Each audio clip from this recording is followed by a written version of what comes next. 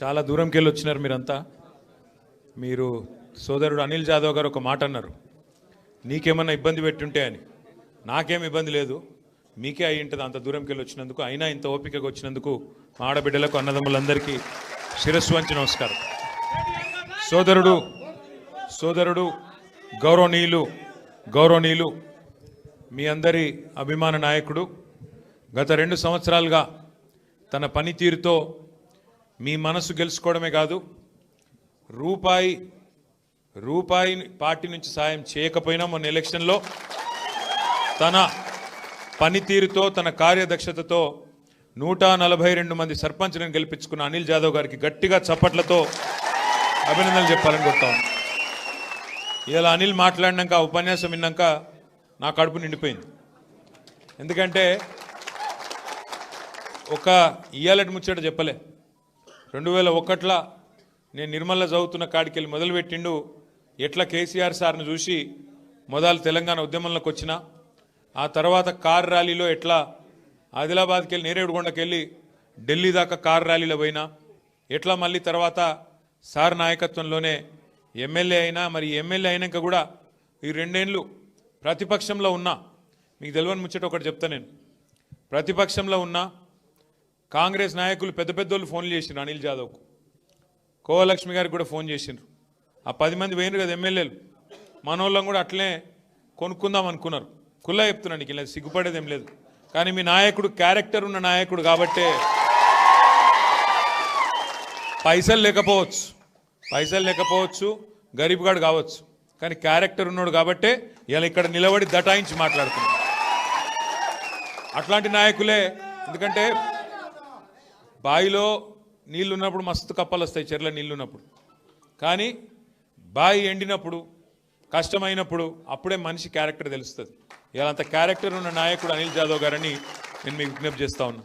పెద్దలు జోగు రామన్న గారు, మన జిల్లా పార్టీ అధ్యక్షులు, మాజీ మంత్రివర్యులు వారికి, సోదరుడు ఖానాపూర్ నియోజకవర్గ ఇన్ఛార్జ్ జాన్సన్ గారికి, అట్లాగే గౌరవనీయులు శాసన మండలి మాజీ సభ్యులు మా సలీంబాయి గారు, వేదికపై ఆసీనులైన బోత్ నియోజకవర్గ మండల అధ్యక్షులు, మాజీ జెడ్పీటీసీలు, మాజీ ఎంపీపీలు, గౌరవ సింగిల్ విండోల అధ్యక్షులు, గౌరవ సర్పంచులు, గెలిచి వచ్చిన సర్పంచులు, గౌరవ ఉప సర్పంచులు, వార్డు సభ్యులు.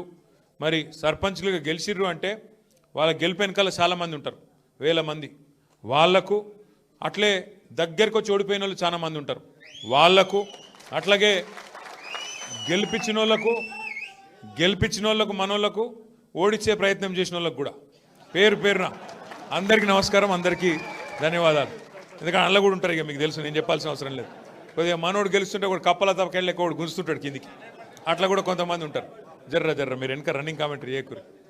అట్లా మరి ఏదేమైనప్పటికీ నిజంగా మామూలు విషయం కాదు. 2 ఏళ్ళ గవర్నమెంట్ వచ్చి రైతు బంధు కేసీఆర్ పాలన పోయింది, రాబంధు కాంగ్రెస్ పాలన వచ్చింది. ఎట్లయిపోయింది రైతుల హాలత్తు? ఇలా ఆదిలాబాద్ రైతులను చూస్తే అర్థమవుతుంది. పంట కొనటోడు లేడు, కొంటే అందులో కట్టింగ్లు. సోయాకు కష్టమే ఉన్నది, పత్తికి కష్టమే ఉన్నది. పత్తి రైతు అయితే ఇలా చిత్తైపోయింది. ఈ రాష్ట్ర ప్రభుత్వంలో, ఈ రాష్ట్రం వచ్చినాక, ఈ ముఖ్యమంత్రి వచ్చినాక, కాంగ్రెస్ వచ్చినాక పత్తి రైతు చిత్తైపోయింది. సోయా రైతును అడిగేటోడు లేడు, దానికి మళ్ళీ కట్టింగ్లు. గతంలో 13 క్వింటాలు ఉంటాయి, ఇప్పుడు 7 క్వింటాలు అని కట్టింగ్లు. మొన్న అన్నవాళ్ళు పిలిస్తే, రామన్న గారు అనిల్ అన్న పిలిస్తే మన ఆదిలాబాద్ మార్కెట్కి వచ్చిన నేను, మీరందరూ కూడా చాలా మంది వచ్చినారు. వచ్చినప్పుడు మనం చూసినాం రైతుల హాలత్. మనం వస్తున్నామంటే మార్కెట్ బంద్ పెట్టిరు. ఆ రోజు మీకు యాదకుండాలి, మార్కెటే బంద్ పెట్టిరు. సోమవారం వచ్చినాం అనుకుంటాం మేము, ఆ రోజు కూడా సోమవారం మార్కెట్ బంద్ పెట్టిరు. అందుకే అనిల్ అన్న ఏం చేసిండు తెలివిగా, ఆడ మార్కెట్ బంద్ పెడతారా మీరని చెప్పి ఆయన నేరేడుగొండల్ని తీసుకుపోయాడు. సోయాబీన్ కొనుగోలు కేంద్రం ఉంటే ఆడికి గుంట పోయిండు, ఆడ చూపెట్టిండు. ఆడ రైతులతో మాట్లాడితే అక్కడ గదే కష్టం. అంటే ఇవాళ రాష్ట్రంలో పరిస్థితి ఏంటి అంటే, రైతులు ఈ రైతు ఆ రైతు అని కాదు, మొత్తం రాష్ట్రంలోని రైతులందరూ ఇలా గుండెల నిండా మళ్ళీ ఒకసారి కేసీఆర్ గారిని గుర్తు చేసుకుంటా ఉన్నారు. కేసీఆర్ ఉన్నప్పుడు ఎంత బాగుండే రైతు పరిస్థితి, ఇలా ఎంత అధ్వానమైంది అని యాద్ చేసుకుంటున్నారు. ఇది వాస్తవం, నేను చెప్పేది. మీరు ఊళ్ళలో మీరుంటారు, నాకంటే బాగా మీకే ఎరక. ఏమన్నా కోపమో తాపం ఉంటే మన మీద ఉన్నది. ఆడనో ఎన్నో కోపం ఉంటే మనం ఆడ కింది స్థాయిలో ఉండే నాయకుల మీద, నా మీద, మీ మీద ఉండొచ్చు, కానీ కేసీఆర్ మీద మాత్రం రాష్ట్రంలో ఏ రైతు కోపంగా లేడు అనే మాట వాస్తవం. ఎందుకంటే కేసీఆర్ గారు చేసినట్టు రైతులకు ఎవరైనట్టు చేయలే. 24 గంటల కరెంట్ ఇచ్చిన నాయకుడు భారతదేశంలో ఉన్నారా? కేసీఆర్ తప్ప.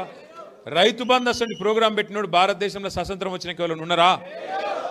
24 గంటల కరెంటు రైతు బంధు ఒక్కటే కాదు, రైతు చచ్చిపోతే ఆ కుటుంబం రోడ్డు మీద పడద్దని చెప్పి 5 లక్షల బీమా ఇచ్చిన నాయకుడు ఎవడన్నా ఉన్నాడు ఆ దేశంలో? ఒక అందుకే రైతుల కేసీఆర్ గారంటే ప్రేమ. పంట పండించిందంతా కొన్నాడు. కరోనా టైంలో కూడా 7,000 కేంద్రాలు పెట్టి, కొనుగోలు కేంద్రాలు పెట్టి ఆఖరి గింజ దాకా కొన్నాడు. పంట తడిచిపోయినా, నానినా, మొలకెత్తినా, రంగు మారినా ఏదైనా సరే మొత్తం కొని రైతులకు ధీమా ఇచ్చిన నాయకుడు కేసీఆర్ గారు. అట్లాగే గోదావరి, కృష్ణ ఈ 2 జీవనదులలో తెలంగాణకు గతంలో అన్యాయం జరిగింది కాబట్టే మనం కొట్లాడినాం, రాష్ట్రం తెచ్చుకున్న రాష్ట్రంలో ఇటు కాళేశ్వరం కట్టిండు, అటు బ్రహ్మాండంగా పాలమూరు రంగారెడ్డి 90% పూర్తి చేసిండు. మీ దగ్గర సదర్మాటు ఇంకా ఎన్నో ప్రాజెక్టులు 1-2 కాదు బ్రహ్మాండంగా చేసుకున్నాం. ప్రతి ఊర్లో ఉండే చెరువు బాగా చేసుకున్నాం మిషన్ కాకతీయ కింద. అందుకే తెలంగాణ వ్యవసాయం బంగారం అయింది. మొత్తం భారతదేశంలో పంజాబు, హర్యానా దేశానికి ధాన్య భాండాగారం అంటారు. ఆ పంజాబు, హర్యానాను తలదన్ని వరి వండించే విషయంలో భారతదేశంలో నెంబర్ 1 చేసిండు తెలంగాణను కేసీఆర్ గారు. అంటే ఇట్లా చెప్పుకుంటా పోతే ఎన్నో ఉన్నాయి, 1-2 కాదు కేసీఆర్ చేసిన పనులు. అని ఎందుకో కానీ మరి 2023 ఎలక్షన్ల మనకు సీట్లు కొద్దిగా కమ్మి పడ్డాయి, 21 సీట్లు కమ్మైనాయి. దాంతో మనం ఇవాళ ప్రతిపక్షంలో కూర్చున్నాం. సరే, కొంత బాధ ఉంటుంది, ఓడిపోయినప్పుడు కొంత బాధ ఉంటుంది. మాకు కూడా ఉండే, అరే గిట్లెట్లా అయ్యాను. ఒక్కసారి ఆలోచిస్తే పోయినాయి కొన్ని సీట్లు తక్కువతో పోయినాయి. ఖానాపూర్లో 4,000 ఓట్లతో పోయింది, పక్క కాగజ్ నగర్లో 3,000 ఓట్లతో పోయింది. లేకపోతే ఇలా మనకు 4 ఎమ్మెల్యేలు ఉందరు, అన్నది కూడా తక్కువనే పోయింది. 6,000తోని రామన్న సబ్ది పోయింది. లేకపోతే సగం ఆదిలాబాద్ మనమే ఉంటుంటే ఇవాళ ఇక్కడ ఆదిలాబాద్ మనకే ఉంటుండే, కాగజ్ నగర్ మనకే ఉంటుండే, ఖానాపూర్ మనకే ఉంటుండే. ఈ ఇద్దరికి తోడు ఇంకో 3 ఉందరు. కానీ చిన్న మిస్టేక్స్ జరిగినాయి. నా ప్రార్థన మీతోనేమంటే, అక్కడక్కడ నేను పోయినప్పుడు అడుగుతుంటాను. నిన్న నాగర్ కర్నూలు పోయినా, మొన్న మహబాద్ పోయినా, అక్కడ అడిగిన నాయకులను, కార్యకర్తలను నిజంగా చెప్పురని అడిగిన. మీరంటే గెలిపించుకున్నారు అనిలన్నను, మిమ్మల్ని అడిగేదేం లేదు. కానీ అక్కడ నాయకులను అడిగిన, నిజంగా చెప్పురు మీరు పోతే మా ఓడు పోతాడు ఎమ్మెల్యే కానీ సార్ అయితే ఉంటాడు కదా అనుకున్నారు కదా అంటే, అవు సార్ కరెక్టే అంటారు. గా మిస్టేకే చేయొద్దు, గా తప్పే చేయొద్దు. ఎందుకు?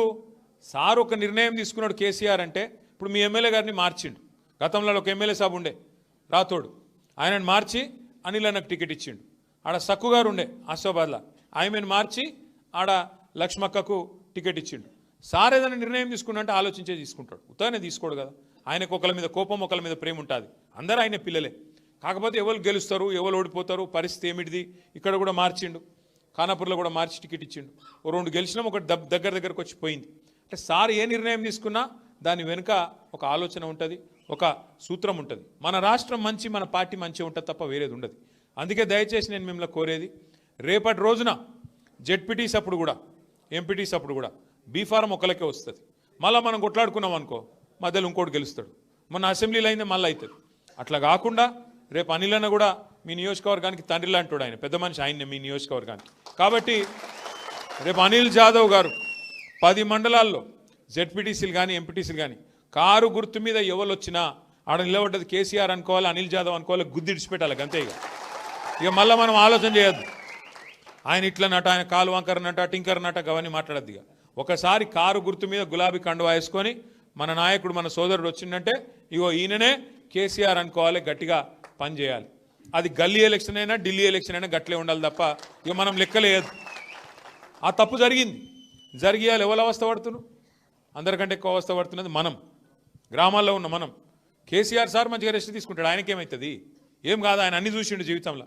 కేంద్ర మంత్రి అయిండు, ముఖ్యమంత్రి అయిండు, రాష్ట్ర మంత్రి అయిండు, డిప్యూటీ స్పీకర్ అయిండు, ఎమ్మెల్యే అయిండు, ఎంపీ అయిండు, అన్ని చూసిండు కేసీఆర్ సార్. కేసీఆర్ సార్ కొత్తగా చూసేదేం లేదు, అధికారం చూసిండు మొత్తం. ఆయనకేం లేదు బాధ. ఉన్న బాధ ఇవాళ తెలంగాణ ప్రజలకు వచ్చింది. ఏమనుకున్నారు ప్రజలు కూడా? కేసీఆర్ సారే చెప్తుండు కదా, 200 పెన్షన్ 2,000 చేసిండు కదా, మనది ధనిక రాష్ట్రం అంటుండు కదా సారు. కాబట్టి నిజంగానే ఇల్లు కూడా ఇస్తారేమో, 2,000 4,000 చేస్తారేమో అనుకున్నారు.